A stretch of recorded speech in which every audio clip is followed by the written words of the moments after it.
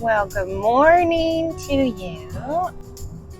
I am on my way to Grinnell, and I had to drag myself out of the square in, I guess, downtown or Old Town Pella because it's so cute and I want to take a picture of everything.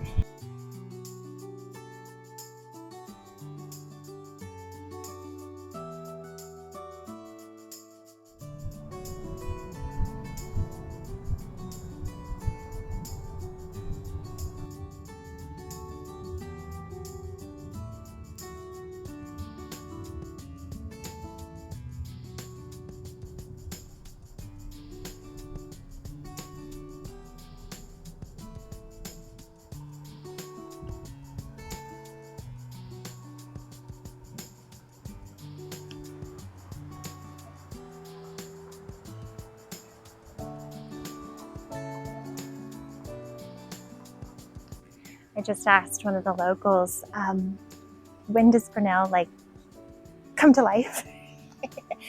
And they said, not on a Sunday, not in this weather. And then I said, where can I get a cup of coffee? And they said, maybe this one little spot around the corner. So yeah, a little bit of a sleepy town.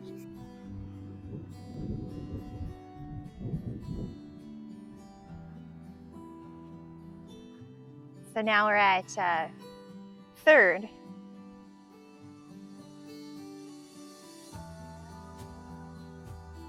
So since we have a very quiet Central Park to explore, I wanted to highlight a pioneer of Grinnell, or one of the early settlers here in the area, in the Freeman family.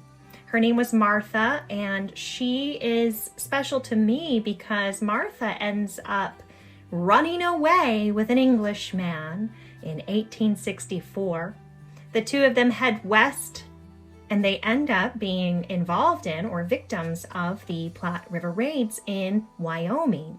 Now there's more to that, so let me back this up. So Miss Martha Freeman was part of a family that supported abolition, and if you do a little research on Grinnell, it was founded by J.B. Grinnell, who was an abolitionist. In fact, when John Brown of Harper's Ferry Siege would bring slaves from the South, he would funnel them through this area in Iowa, and there was a spot in Grinnell's home where he and his crew could stay the night, store weapons and ammunition, and then there were connections from there to house and hide males and females who were on the run.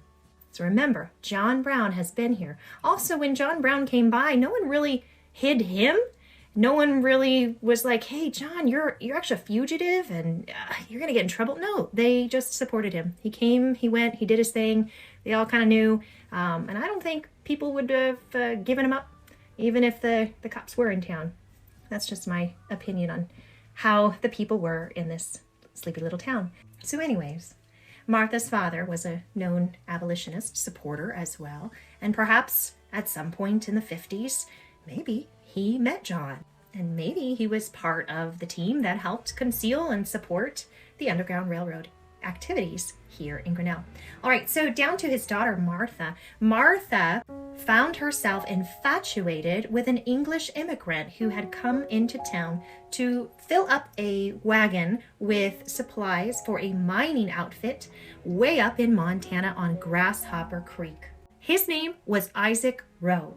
And Isaac and his brother had come to America in hopes of finding gold. They found themselves a temporary place to stay here in Grinnell, and then they found themselves following a crew down to Colorado. And that Colorado outfit did their best to find gold, and they worked real hard at it. And then they decided, you know what? We just heard that there are new gold discoveries in Montana, so we're going to go north.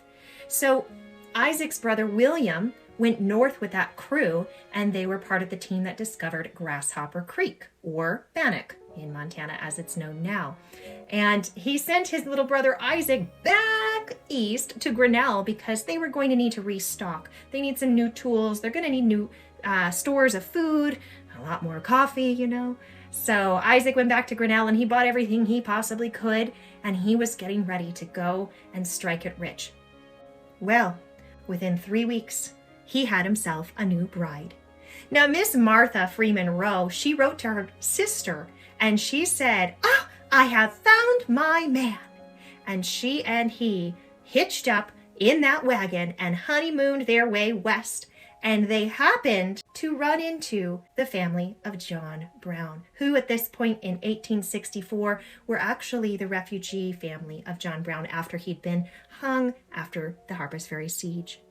And Martha Roe's diary from her trail adventure identifies the Browns quite clearly by name, and they travel together for quite a while, and they even meet up with and camp with the family of Wyatt Earp for a bit in the area near Douglas, Wyoming. And all of that happens right before the Platte River raids of 1864 in July, when they are attacked and have to rely on close friends to help them to survive.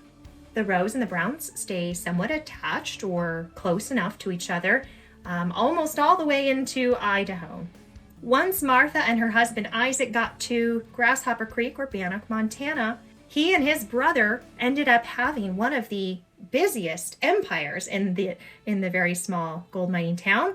His brother William had constructed the very first building in that town, and that building helped them to start off their marriage a little bit. And the boys also operated a store, which also doubled as an assay office, and they did cattle trading out of it and a variety of other businesses out of that, just being quite a profitable enterprise until Isaac did get sick and die.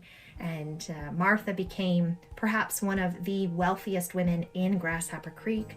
She remained with her brother-in-law William for a short while before she did remarry and move in with her new husband. So another cool fact about Martha Freeman Roe is that she was an early student at the Grinnell College. So on one of the walkway signs, there is this little description of what was happening at Grinnell College during the Civil War. And I want to read that to you and see how it might maybe relate to Martha Freeman Roe and her story of being a student there.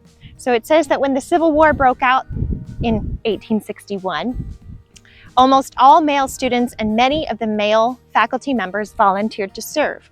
Most of them would give their lives for the cause. To increase enrollment during the war, the trustees initiated a 3-year women's program. Joanna Harris Haynes was the first graduate of the ladies' course, as well as the first female to graduate from a college west of the Mississippi River. And so if we consider Martha Roe being one of those students in ladies' course with that degree program, I guess, she would have been in 61, she would have been 18 years old. And if she attended for 3 years, that leads us right up to her meeting her future husband, Isaac Roe, here in town. Well, downtown Grinnell is super adorable and cutesy like many old towns are. On a Sunday morning, there is nowhere to get a snack or a cup of coffee because everything's closed in this little sleepy small town right now. So if you are coming to hang out and visit, just come on a Saturday or a Friday afternoon or Sunday afternoon when things come back to life.